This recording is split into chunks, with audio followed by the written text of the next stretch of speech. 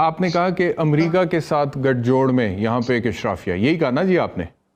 नहीं, पहले इनका आपस में है इक़्तिदार के लिए, उसके बाद आपस में है पहले इनका, फिर इसका अशराफिया का बैरूनी अशराफिया से भी गठजोड़ है। लेकिन तमाम तर कयासराइयों, नामुकम्मल वादों और अधूरे दावों के साथ एक और माली साल अपने अख्ताम को पहुंच चुका है, लेकिन इस पूरे माली साल में एक भी मुआशी हदफ हासिल नहीं हो सका है। बजट का मजमूई हजम 14,500 अरब रुपए है, जिसमें खसारे का तखमीना 7,500 अरब रुपए लगाया गया है। सिर्फ 7,300 अरब रुपए तो कर्ज और सूद अदा करने पर खर्च हो जाएंगे। कि हम क्या बात कर रहे हैं, उनको जीडीपी का सही नहीं समझ आता, जीडीपी का मतलब ही नहीं पता उनको, ठीक है ना। अब उनको क्या पता कि अभी के जो मारूजी हालात है उसमें हम तो अब ये सुनते हैं, मिसाल के तौर पे मैं देख रहा था आज अमेरिका के जो नेशनल सिक्योरिटी एडवाइज़र हैं वहाँ पे उन्होंने जो मोदी का दौरा है अमेरिका का अगले मेरे ख्याल में हफ्ते 10 दिन में होना है, उस हवाले से कहा है कि ये बहुत अहम दौरा है और अमेरिका और हिंदुस्तान के माबैन बायलैटरल रिलेशंस जो अब हैं या होने जा रहे हैं वो 21वीं सदी के सबसे अहम बायलैटरल रिलेशंस होंगे, यानी कि इतनी सिग्निफिकेंस, इंपॉर्टेंस, अहमियत दे रहे हैं।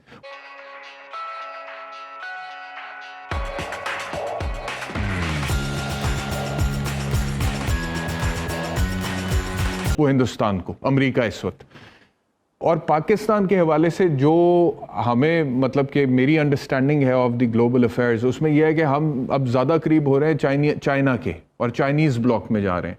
तो ये जो आप आर्ग्यूमेंट दे रहे हैं, क्या मौजूदा सूरत हाल के हिसाब से ये आर्ग्यूमेंट अपडेटेड है? बिल्कुल 100% देखिए, मैंने किताब लिखी है दहशतगर्दी, सियासत और मईशत, और उसमें बिल्कुल वाज़ेह तौर पर यह बताया है कि ये एक गठजोड़ है और वार एंड टेरर जो थी वो उनके मफाद में लड़ी गई थी, और हमारी उस वक्त के हुक्मरानों ने और उसके बाद जो अकली हुकूमत आई थी उन्होंने आइन तोड़ के, कानून तोड़ के, नज़रअंदाज करके जो है पार्लियामेंट को अमरीकी मफाद में फैसले किए और कौम के साथ दानिस्ता झूठ बोला। वो सारी तफसीलात मैंने उस किताब में दे दी हैं। आज की तारीख में मैं आपको बिल्कुल वाज़ेह तौर पर बता दूं कि हमने मईशत को जितना तबाह बर्बाद दानिस्ता किया है, खासतौर से 4 साल में, चाइना पूरी कुव्वत भी लगा दे तो बगैर अमरीकी मदद के अब हमें तबाही से नहीं बचा सकता। हम चाइना के साथ उतना ही जा रहे हैं जितना कि अमेरिका ने हमें इजाज़त दी हुई है। अमेरिका इस वक्त जो पाकिस्तान डिफ़ॉल्ट की पोजीशन के करीब है या 2024 में जो मुश्किलात आने वाली हैं, अगर चाइना चाहे भी तो हमारी मदद नहीं कर सकता, इसलिए कि हम ये चीज़ नज़रअंदाज कर रहे हैं कि चाइना जो है इस वक्त दुनिया की दूसरी बड़ी मईशत है और वो आगे चल के पहली मईशत बनने जा रही है। उसका जो है 1,000 अरब डॉलर वो इन्वेस्ट कर रहा है बेल्ट एंड रोड इनिशिएटिव में। वो IMF में अपना हिस्सा चाहता है, वर्ल्ड बैंक में हिस्सा चाहता है, अपनी करेंसी को डॉलर के मुकाबले में लाना चाहता है, तो आलमी निज़ाम का हिस्सा बन रहा है। तो पाकिस्तान के एक हद से ज़्यादा आलमी निज़ाम के खिलाफ जाके वो हमारी मदद नहीं करेगा। और चूँकि आपने बात की है सूरह अल रात की, मैं आपकी तवज्जो दिलाऊँगा, उसमें अल्लाह ताला ने कुरान शरीफ में ये फरमाया है कि अल्लाह ताला उस कौम की हालत नहीं बदलता जो अपनी हालत बदलना नहीं चाहती।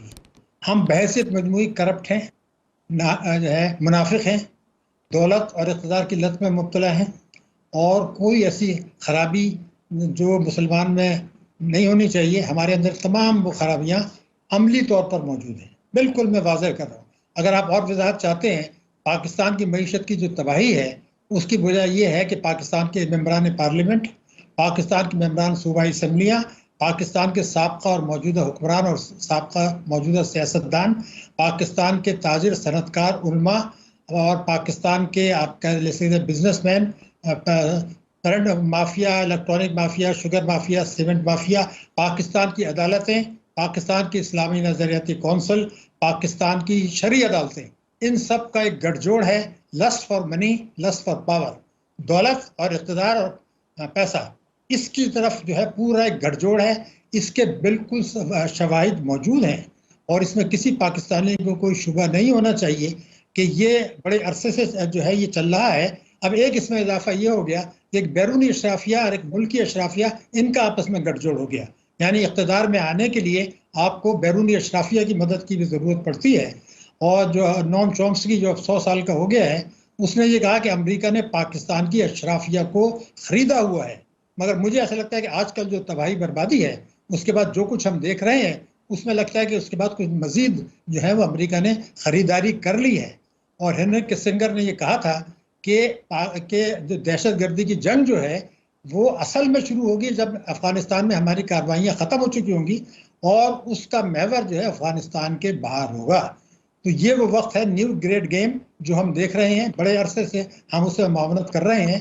15 साल का हमने सफ़र तय किया है। न्यू ग्रेट जो है फ्रेंड्स ऑफ पाकिस्तान में पाकिस्तान की तारीख का अजीम तरीन धोखा था, उस वक्त सब उसमें शामिल थे। अच्छा, और पाकिस्तान के पूरे पाकिस्तान के वोट लेंगे लेकिन डिलीवर नहीं करेंगे। अच्छा, पूरे मामलात में एक बहुत बड़ा रोल, हमें अच्छा लगे या बुरा लगे, एस्टेब्लिशमेंट का भी होता है। ठीक है, अगर आपने पाकिस्तान को अब आगे बढ़ाना है और पाकिस्तान को इस दलदल से निकालना है जिस दलदल में, माशी दलदल में पाकिस्तान फंस चुका है, क्योंकि मैं ये सारे काम करके आया हूँ, मेरे रिटेलर्स की हड़ताल भुगत के आया हूँ, मैं ये रियल एस्टेट वालों से भुगत कर आया हूँ। तो अगर पाकिस्तान की एस्टेब्लिशमेंट पाकिस्तान को बचाने के बारे में अगर इन सियासतदानों पे रिलाई करती रहेगी और इनकी बातों में आकर पाकिस्तान को चलाती रहेगी, तो इस वक्त पाकिस्तान की माशी सलामती खतरे में है। मैं ये नहीं कह रहा कि आप मुल्क में मार्शल लॉ ले आएं, मैं ये कह रहा हूँ कि आपको पाकिस्तान में अगले 10 साल तक एक ऑटोक्रेटिक इकोनॉमिक गवर्नमेंट लानी पड़ेगी जिसमें एस्टेब्लिशमेंट टोटली हिस्सा होगी। मैं थोड़ा सा और एक्सप्लेन करता हूँ। एस्टेब्लिशमेंट हिस्सा होने का मतलब ये है कि जब मैं दुकानदारों के खिलाफ एक्शन लेने जाऊंगा तो वो ये नहीं करेंगे कि वो पीछे से पत्थर मारें और हड़ताल करें। एस्टेब्लिशमेंट अपनी रिट एनफोर्स करवाएगी, गवर्नमेंट अपनी रिट एनफोर्स करवाएगी। जब मैं डॉक्यूमेंटेशन करूंगा तो गवर्नमेंट अपनी रिट एनफोर्स कराएगी। जब मैं एंटी स्मगलिंग करूंगा तो ये नहीं होगा कि मेरे कलेक्टर कस्टम को कोयटा में गोली मार दी जाए। तो अब पाकिस्तान के जो मारूजी हालात आज इस वक्त हैं, कोई भी आप सोच लें, आप कितनी मर्जी घुमा के अंग्रेजी बोल लें, आपको आखिर में आकर वो करना पड़ेगा जो मैं कह रहा हूँ, क्योंकि इस वक्त पाकिस्तान का मसला ये सियासी पार्टियों के बस का काम नहीं है। यानी आप कह रहे खाली अंग्रेजी बोलने से काम नहीं चलेगा? हाँ, नहीं चलेगा। ये बहुत होगी ना अंग्रेजी कि जीडीपी 0.2% और 2%। आप मुझे बताएं कि रिक्शा वाला है कबीर। अच्छा सॉरी, आपकी बात से एक सवाल, शब्बीर जैसा, सॉरी आपकी बात काट रही है, 1 मिनट दीजिएगा मुझे, सिर्फ 1 मिनट, मुझे ये भूल ना जाए। ये आपने मेरे दिल की बात कह दी, जितने नाज़रीन हमें देख रहे हैं उनके दिल की बात कह दी। जितनी भी टर्म्स बोली जाती हैं, जिसने इकोनॉमिक्स नहीं पढ़ी, या कुछ लोग हैं हमारे यहाँ जिनकी बहुत ज़्यादा क्वालिफिकेशन नहीं है, आपको पता है हमारे यहाँ लिटरेसी रेट कितना है, कुछ लोग हैं जो इतने पढ़े लिखे नहीं है, तो वो इन टर्म्स को समझते ही नहीं है। उनको आसान अल्फाज में समझाने की जरूरत है ना।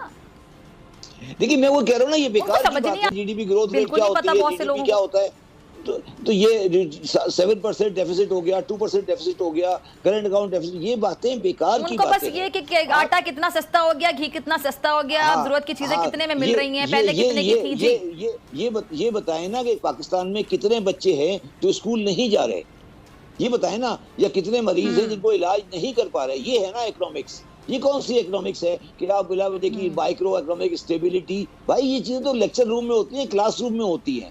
मैं तो बार बार लोगों को ये कहता हूँ कि ये बिला वजह का टाइम ड्राई क्यों कर रहे हो मेरा अपना? आप मुझे बताएं फिजा, ये सारी बातें आप टीवी पे करेंगी, कोई बंदा समझेगा? मैं ये कह रहा हूँ, मैं आपको एक बिल्कुल सिंपल बात पूछ रहा हूँ कि क्या किसी भी रियासत के अच्छे मैं आपकी बात से किसी हद तक अग्री करती हूँ कि बहुत कम लोग समझेंगे इन टर्म्स को। जी हाँ, नहीं, आप मुझे बताएं, क्या किसी भी रियासत के कामयाब या इस काबिल होने के कि लोग वहाँ रहना चाहें, लोग रहना चाहते हैं ना, अच्छी रियासत में लोग रहना चाहते हैं, क्या कोई पाकिस्तान का समझदार आदमी अगर उसके पास ऑप्शन हो तो क्या आज पाकिस्तान में रहना चाहता है? अगर आज आप अमेरिका के वीजे खोल दें तो सारे जाकर अमेरिकन वीजों की लाइन में लग जाएंगे, ठीक है ना? तो ये पोजीशन आप इसको जज्बातियत में नहीं लें।